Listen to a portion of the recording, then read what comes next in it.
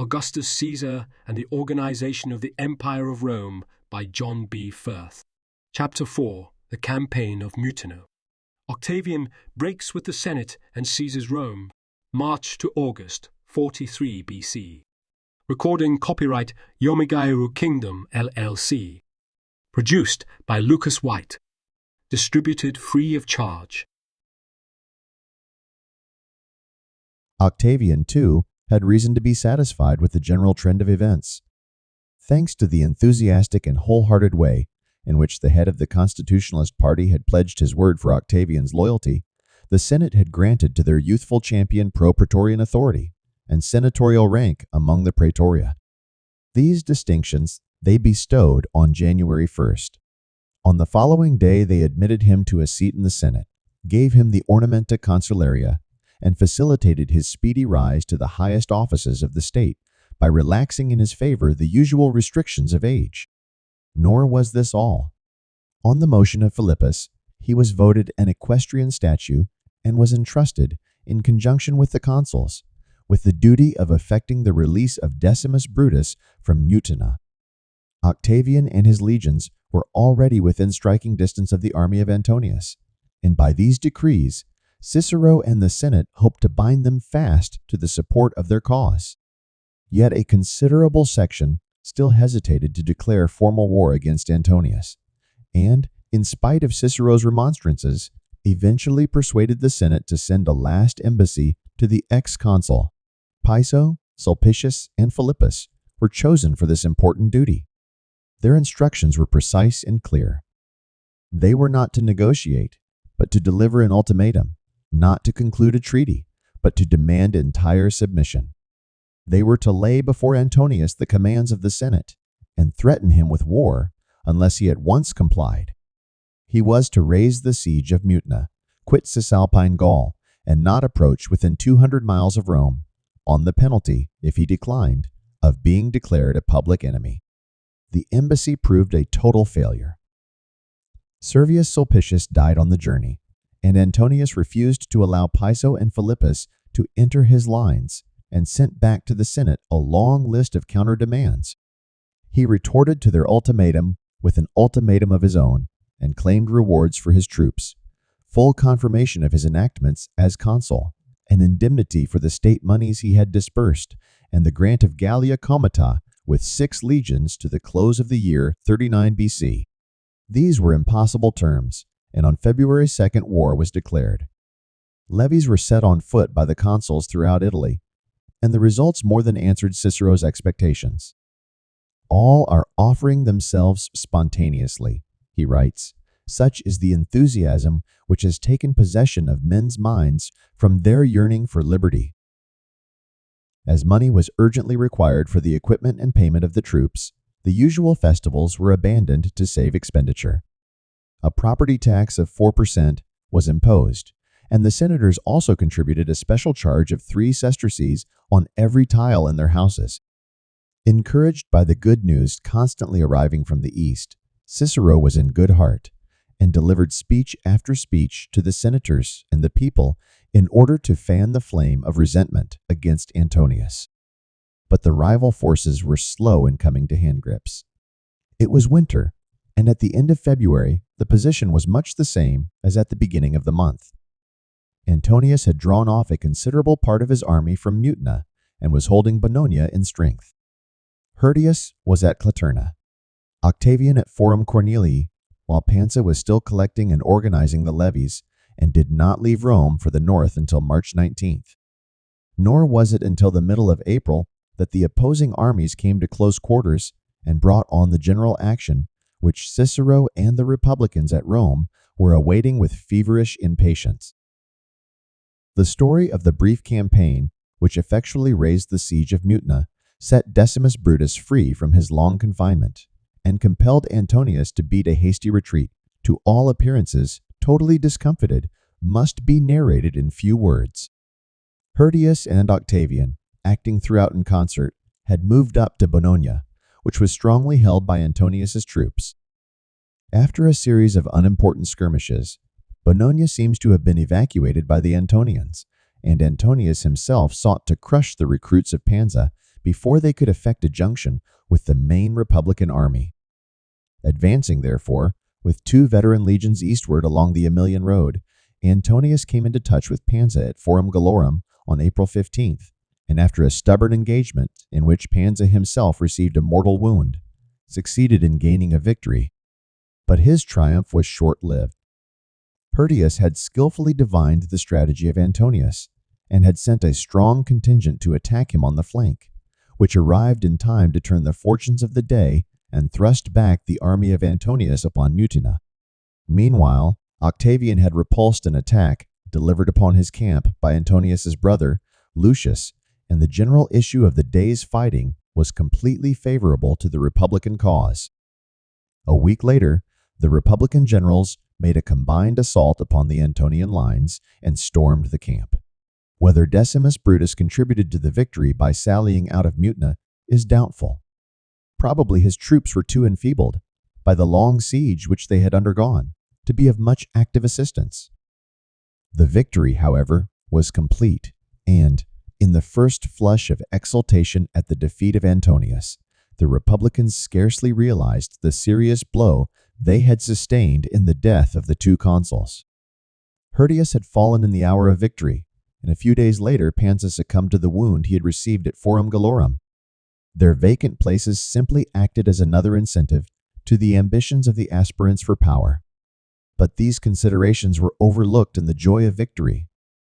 No sooner did the news of Antonius's first defeat reach Rome than the citizens acclaimed Cicero as their savior and bore him triumphantly to the Capitol, and the orator on the following day delivered the 14th and last of his Philippics before an applauding Senate. On the 25th, news came that Mutina had been relieved and that Antonius was in full flight, and 24 hours afterwards, he and his supporters were declared public enemies. Everyone took it for granted that the success of the Republican cause was assured. The Senate, on the motion of Cicero, heaped distinctions on the head of Decimus Brutus, decreed a thanksgiving of 50 days, and awarded him a triumph. Statues and a public funeral were voted to the dead consuls. The soldiers were to be paid the donatives which had been promised them, while Octavian's share of the honors was limited to an ovation. Nothing more clearly shows the universal conviction that the war was over, and that there was nothing more to be feared from Antonius than the difference between the extravagant rewards voted to Decimus Brutus and the grudging acknowledgment paid to Octavian. The mistake cost the Senate dearly. Antonius, so far from being irretrievably ruined, was to give signal proof of his military genius by rescuing himself from a desperate position. The war, far from being over, had in reality only just begun, and the tables were turned with melodramatic suddenness.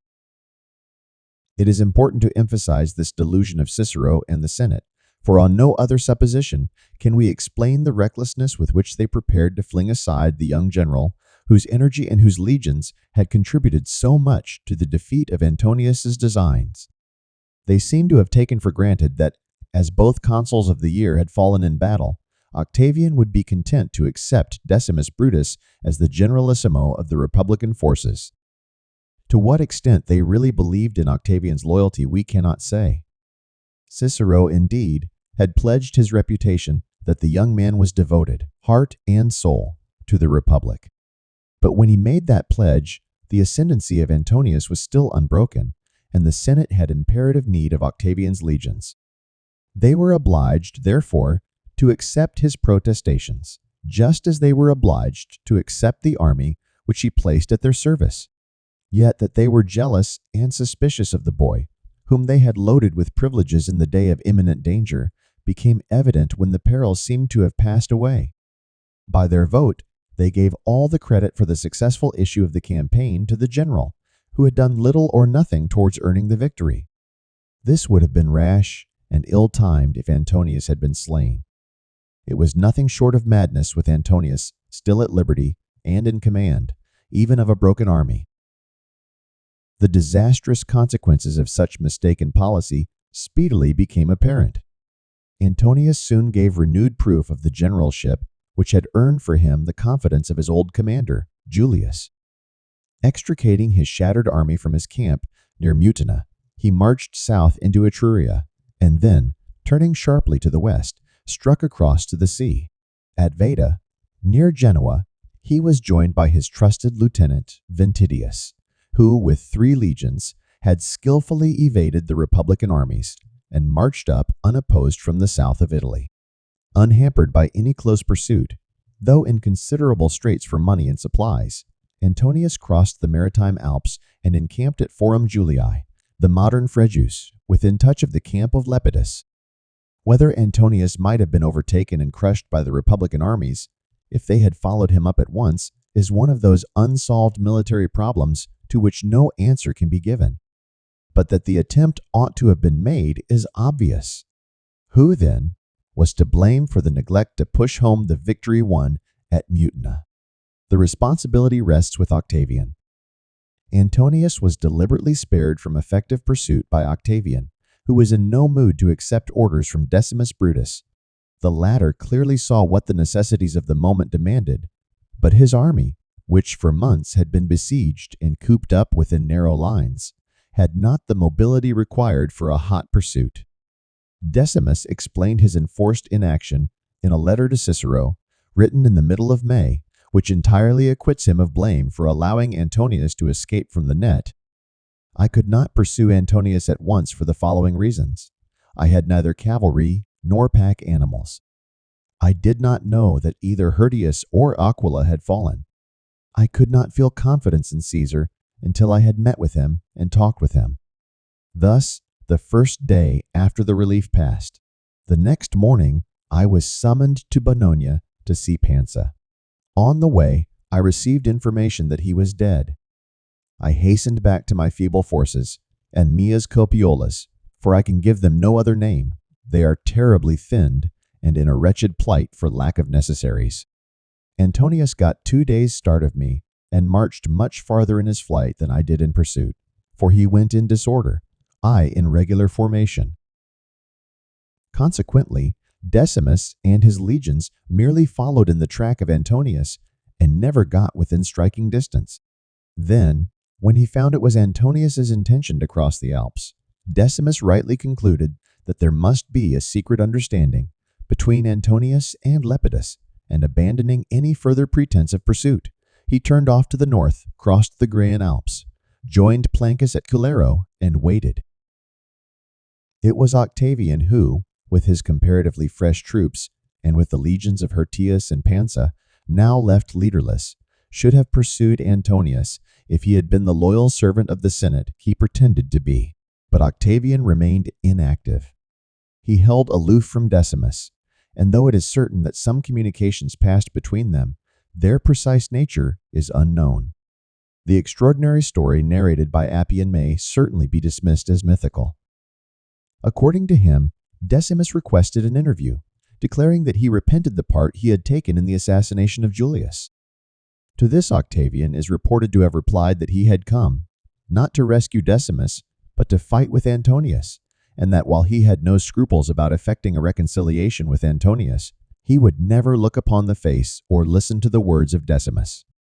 Thereupon, Decimus read aloud the decree of the Senate investing him with the command of the Cisalpine, and forbade Octavian to cross the river or pursue Antonius, saying that he was strong enough to pursue him alone and unaided.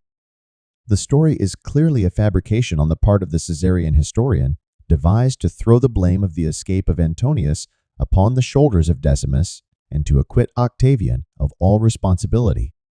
Nor have any modern historians accepted it as credible. Nevertheless, it corroborates what we know from other sources of the ill will subsisting between the two commanders. Caesar will take no orders from anyone, and his soldiers will take no orders from him, wrote Decimus to Cicero. If he had acted on my advice and crossed the Apennines, I should have reduced Antonius to such straits that he would have perished of hunger and not by the sword. Obviously, therefore, it was Decimus who urged a vigorous pursuit and Octavian who held back and facilitated Antonius's escape. Young as Octavian was, his was the coolest head of all those who were taking a leading part at this critical moment. He must have seen that Cicero and his Senate were using him as their cat's paw and accepted him as their champion only so long as it was Antonius from whom they had most to fear. Their principal anxiety had been to safeguard the position of the conspirators. Hence the alacrity with which they had declared war against Dolabella for the murder of Trebonius, and hence the decree which gave Brutus and Cassius full power and control over all the provinces and armies between the Adriatic and the Orient. They had disclosed their hand thus clearly even before the short campaign around Mutina had opened. They showed their purpose still more unmistakably when news came of the successes won by the consuls. It was quite manifest which way the wind was blowing. Fully convinced as they were at the moment that Antonius was irreparably ruined, they made haste to give the cold shoulder to Octavian and cumulate all the honors they had in their power to bestow upon Decimus Brutus, who was one of themselves and was committed, hand and foot, to the oligarchical cause. But if it was the policy of the Senate to crush Antonius by means of Octavian, and then sharply assert their own authority over Octavian, it was the policy of the latter to see that he was not shelved. While the power of Antonius was unbroken, it was obviously to his interest to side with the Senate, and side with them he did. But it was not to his interest to crush Antonius beyond hope of recovery. Both were throwing for the same stake: personal domination.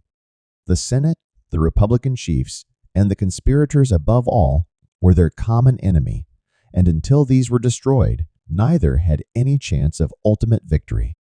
We can hardly suppose that at this early stage Octavian foresaw how things would turn out, but we may fairly assume that he read the intention of the Senate to ignore as far as possible his claims to reward. From that moment, Octavian broke with the Senate and began to intrigue for an understanding with Antonius. The latter, reinforced by Ventidius and his 3 legions, was now encamped at Forum Julii. 24 miles away, at Forum Voconii, lay Lepidus, who, as soon as he heard of Antonius's approach, moved closer. Lepidus, at this time, was trusted by very few. His reputation was bad, and his conduct since the murder of Julius had not been such as to inspire confidence. There can be little doubt that if he had declared himself openly on the side of the Senate, he would have carried with him both Asinius Pollio and Munatius Plancius. But so long as he temporized, they temporized also, and with 7 legions, including the famous 10th, under his command, he was able to prevent Pollio and Plancius from moving.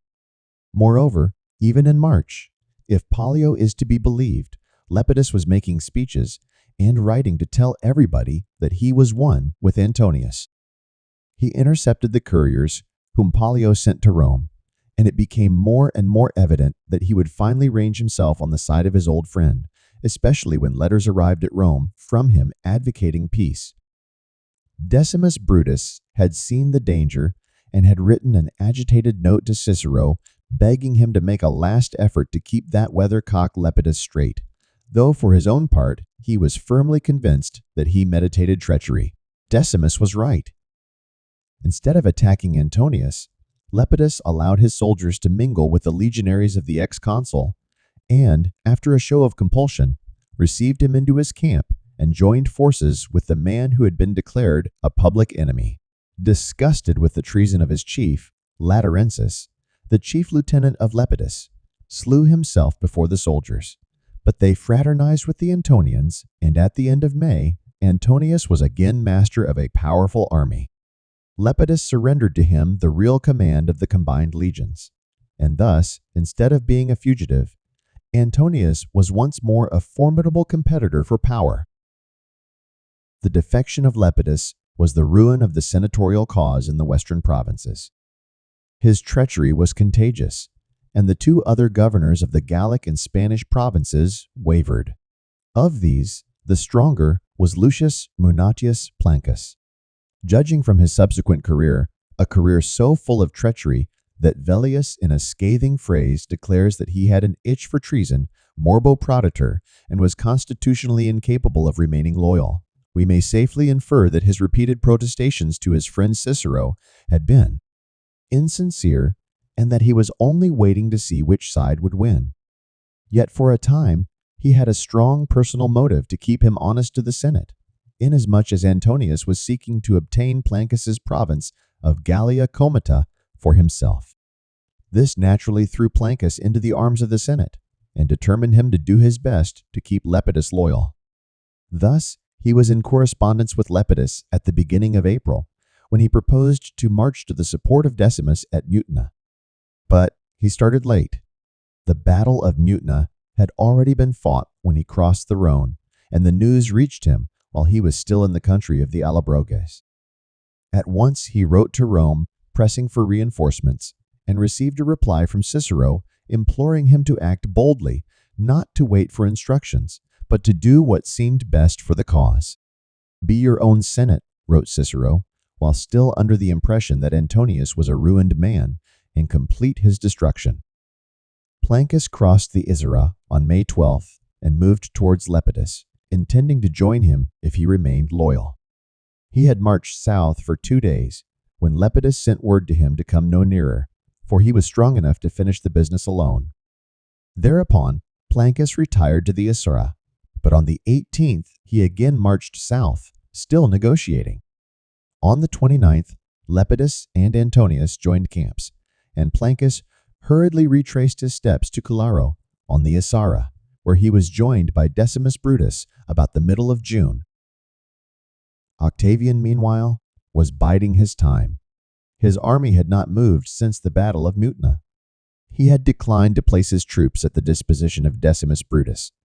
He now declined to take orders from the Senate.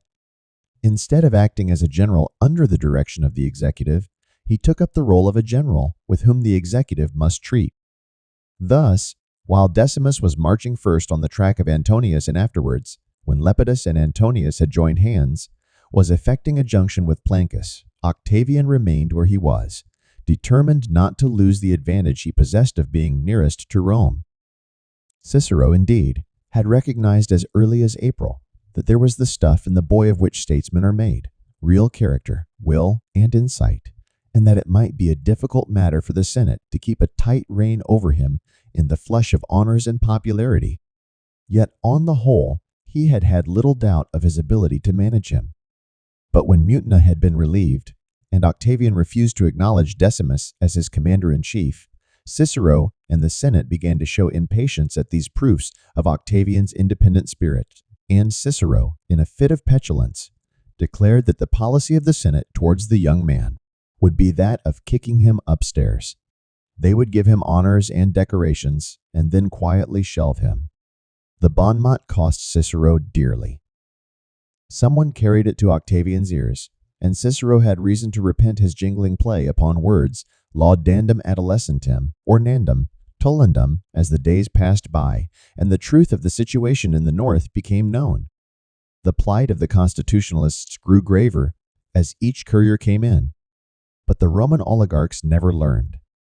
Their appointment of a commission of 10 to distribute lands among the soldiers, and their refusal to give Octavian a seat on the board, was a piece of gratuitous folly and party spite.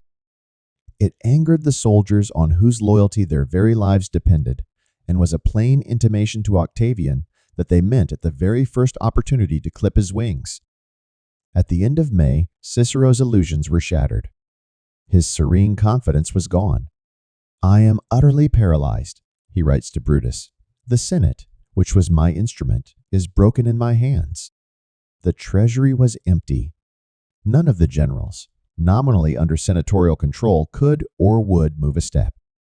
Their troops demanded the pay, which was not forthcoming, and the emissaries of Antonius and Lepidus were busy tempting them from their allegiance.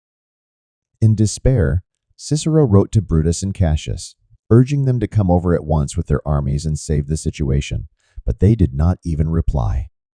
The Senate still showed a bold front and declared Lepidus a public enemy, but decrees were valueless when what was wanted was money and legions. Throughout the whole of July, nothing was done. Cicero seems to have hoped that Decimus and Plancus would march to attack Antonius and Lepidus without delay, and that Octavian would again set his army in motion. But Plancus had no such expectation. In a striking letter written from his camp in Gaul, on July 28th, he cast the whole blame for the desperate straits to which the Senate had been reduced upon Octavian. He said that he had never ceased importuning Octavian to march up and join him, and that Octavian had uniformly replied that he was coming without delay. And so, while professing every regard for Octavian, he felt bound to declare, more in sorrow than in anger, that they had to thank the boy for all their troubles. That Antonius is alive today, that Lepidus has joined him, that they have an army which commands respect, and that they are full of hopes and daring, all this is due to Octavian. At last, the Senate ordered Pollio in further Spain to march towards Italy, Cornificius to embark 2 of his African legions, and Octavian to go to the support of Decimus and Plancus. Octavian's answer was decisive. He sent 400 of his soldiers and centurions to Rome to demand their promised rewards. It is difficult to understand why, in a crisis of such gravity, the Senate allowed the consulship to remain vacant for so many months after the deaths of Hirtius and Pansa. One would have expected that the first object of so sincere and devoted a constitutionalist as Cicero would be to proceed to the election of 2 safe men upon whose loyalty the Senate might implicitly depend. There were, of course, technical difficulties in the way. No one but a consul or a dictator could hold the consular comitia, and, while the 2 consuls were dead, the office of dictator had been formally abolished during the previous year. Nor could an interrex be appointed for electing consuls until the auspicia became vested in the whole body of patricians, and this again was impossible as long as the auspicia were held by any patrician magistrates. Many of these magistrates were absent from Rome, and their voluntary resignations could not be obtained. There was thus a deadlock of the sort which seems insurmountable to the rigid constitutionalist, but which a strong leader, supported by a strong party, would have resolutely brushed aside. Eventually, the problem was solved by the appointment of 2 praevati with consular powers to hold the consular comitia, a step which should have been taken much earlier, when it was still possible for the Senate to exercise a free choice. Yet the technical difficulties were not the only ones. Even more potent were the jealousies and ambitions to which the 2 vacant offices gave rise. Octavian lost not a moment in urging his claims, and his friends at Rome began a vigorous canvass on his behalf. But Cicero opposed them stoutly, and, as he says, exposed in the Senate the source of their most criminal designs. The later historians, Appian, Cassius Dio, and Plutarch, agree in saying that Octavian approached Cicero with the proposal that they 2 should be the new consuls. There is no trace of this in Cicero's own letters, but it is unwise to dismiss the story as a mere fabrication. Such a proposal might well have emanated from Octavian, desirous as he was of obtaining a definite constitutional position in the state, and knowing, too, that Cicero himself would like to be elected to a second consulship. We are told that Cicero advised the Senate to make a friend of Octavian, because he had an army, and to give him as colleague a judicious, elderly statesman. And Appian goes on to say that the Senate laughed outright at the suggestion because they knew Cicero's hankering after office, and that when he spoke of a judicious elderly statesman, he meant none other than himself. Whether any such speech was made or not, it is certain that Octavian had few followers in the Senate, which was essentially anti-Caesarian and Pompeian both in sympathy and policy. Cicero, who never quite abandoned the hope that he might still play the part of Nestor to Octavian's Telemachus, might be deluded for a moment into entertaining the specious proposal for a joint consulship, but Cicero's party were to a man against Octavian, and Cicero himself speedily came out in strong opposition to him. Nevertheless, the boy general, whose veteran army lay nearest to Rome, would not be ignored, and it would seem that the Senate sought to compromise matters with him by offering him the praetorship and appointing him as colleague of Decimus in the war against Antonius. But, as usual, they misjudged the man with whom they had to deal. Octavian was now acting in league with Antonius, and had no intention of marching to attack him. His policy was to pick a quarrel with the Senate, and the opportunity lay ready to his hand. Addressing his legions, he denounced the Senate for the indignities it had heaped upon him by refusing him the triumph and the consulship which he had earned by his services, and by requiring his army to enter upon a second campaign before being paid for the first. He advised them to send their centurions to Rome and press for payment. The centurions went and received the answer that the Senate would send its own delegates. But these delegates were instructed to address themselves, in the absence of Octavian, to the 2 legions which had deserted from Antonius, and they endeavored to persuade the troops to rest their hopes not on their general, but upon the Senate, and to betake themselves to the camp of Decimus on the Azara, where they would receive their promised donative. The intrigue was clumsily conceived. The legions refused to hear the delegates except in the presence of their commander, and Octavian again harangued his army in an impassioned speech, in which he declared that his safety and theirs alike depended upon his obtaining the vacant consulship. Once more, therefore, the centurions set out for Rome, to demand this time the consulship for their general.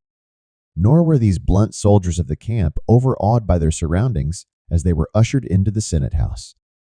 When they were told that Octavian was too young for the dignity of the chief magistracy, they replied that the state had profited in days gone by from the consulships of the youthful Scipios, and one of them, bolder than the rest, did not hesitate to throw back his military cloak, and, pointing to his sword, exclaimed, "This shall make him consul, if you refuse." Scarcely less significant than this open threat was the demand that the decree declaring Antonius a public enemy should be repealed, an unmistakable proof that Antonius and Octavian were now acting in unison. But the Senate still refused compliance, and the centurions returned to camp. As soon as the army learned that the embassy had proved a failure, they clamored to be led against the city, and Octavian, nothing loth, struck camp and crossed the Rubicon in the early days of August. With 8 legions under his command and their full complement of cavalry and auxiliaries, Octavian had little reason to be apprehensive of failure. Between him and Rome, there was not a single veteran legion to contest his passage. The road was open. He had but to march straight in. The only troops the Senate still had at its disposal were a legion of recruits which Pansa had raised and left behind him when he marched towards Mutina with the rest of the Italian levies. Consequently, as soon as news came that Octavian was advancing towards Rome, the whole city was panic-stricken, and the Senate hastened with ignominious celerity to pass resolutions granting Octavian all he asked for and promising his soldiers a donative of 5,000 instead of 2,500 drachmae. Messengers were hurriedly dispatched to the general to inform him of these decisions, but no sooner had they started than the senators repented their craven conduct and rescinded the decrees they had just passed. 2 legions had arrived at Ostia from Africa, and their timely appearance infused a momentary gleam of hope into the timid constitutionalists. They remembered with shame the glorious traditions of the past and determined either to save their liberty or die for it. All who were of military age were called to arms, and the city was placed in a posture of defense. News of this sudden change of front reached Octavian just as he was giving audience to the Senate's delegates, who were promising him full submission. They withdrew at once in confusion, and Octavian immediately pressed forward. He seized without resistance a position just beyond the Quirinal Hill, and, as he held his troops well in check, the population poured forth and welcomed his approach. The next day, he entered Rome with a strong guard. The 3 Republican legions, in spite of their generals, transferred themselves to his side, and the farcical opposition of the Senate was at an end. Cicero himself sought and obtained an interview with the victor and urged a strong claim to indulgence. Octavian received him with the bitter sarcasm that he was the last of his friends to come and see him. Yet the very next night, when an idle rumor got abroad that the 4th and Martian legions had deserted from Octavian to the Senate, Cicero greedily accepted it, and the senators hastily assembled in the Curia. They had scarcely met when the canard was exposed, and the meeting silently melted away. That concludes Chapter 4 of John B. Firth's book titled Augustus Caesar and the Organization of the Empire of Rome. This YomiKing audio file was released on November 8, 2023. Among other locations, it was posted at YomiKing.com, respbooks.com, and authorivox.com. Firth.org, distributed free of charge.